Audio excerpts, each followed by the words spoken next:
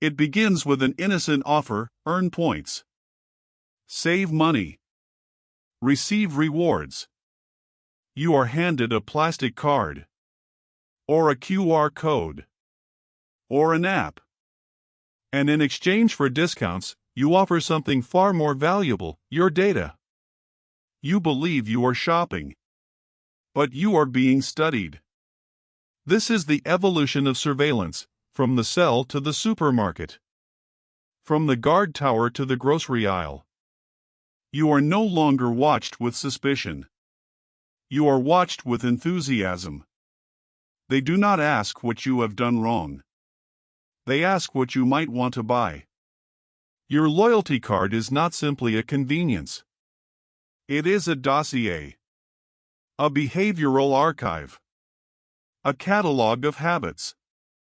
It tracks what you eat, when you shop, how often you return, what brands you favor, what trends you follow. This is not surveillance against you. It is surveillance for you, for your preferences, your pleasure, your profile. And that is what makes it so effective. The panopticon no longer threatens punishment. It offers rewards. Legibility is incentivized. You make yourself known, because being known comes with perks. The more you reveal, the more you are targeted. The more you are targeted, the more you consume. The more you consume, the more predictable you become. You become a perfect subject of modern power: visible, compliant, and enthusiastic.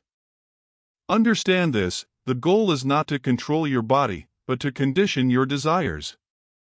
Your choices are shaped by algorithms that know you better than you know yourself. Your needs are manufactured. Your preferences, preloaded. And the reward? Discounts, points, free shipping. You are not being manipulated by force. You are being trained by incentive. This is not capitalism with surveillance. This is surveillance capitalism. Power no longer punishes. It seduces. You are not coerced. You are welcomed. So we must ask, what do we lose when we are always being watched with consent? What freedom do we give away in exchange for a free coffee? What privacy is eroded for the comfort of convenience?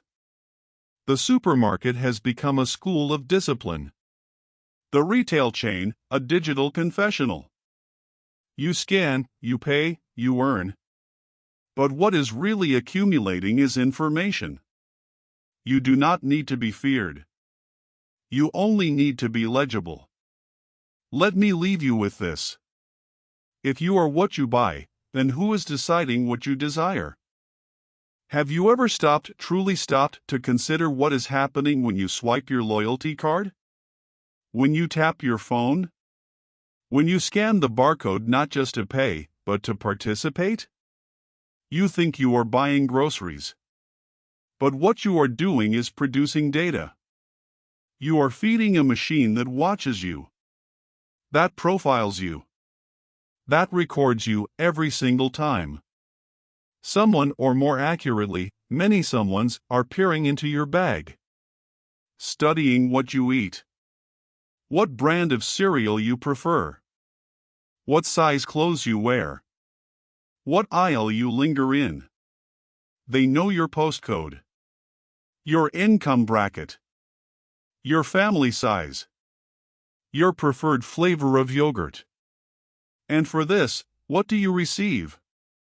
A small discount, a voucher, a point-based promise of savings, a reward for your compliance. Now ask yourself, is this fair? Is it ethical to charge different prices based not on need, but on willingness to be tracked? To make those who refuse the card pay more? To reward transparency not because it's virtuous, but because it's profitable? You are told it is a benefit, a convenience, a gift. But you must see it clearly, this is not a gift. It is an exchange. And one in which you have no real leverage. You are trading your identity for pennies. And why? Why have we allowed this? Because we are consumers before we are citizens. Because we have been trained to believe that our power lies not in withholding, but in spending. We do not question this system. We participate in it eagerly. We want to be seen. We want to be rewarded. We want to be loyal. But loyal to what, exactly? To the supermarket? To the chain? To the faceless brand that watches us more closely than it serves us? Do they return our loyalty? Occasionally. With a discount. With a targeted email. With a timed offer that expires if we do not act fast enough. And still we swipe. Still we sign up. Still we install the app. We are not resisting surveillance. We are inviting it.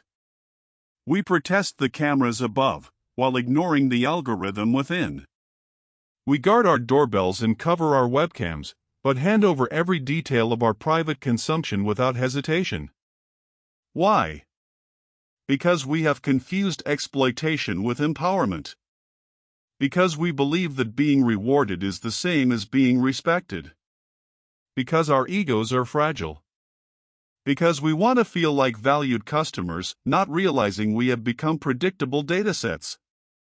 We say we want cheaper prices, fairer systems, less inequality.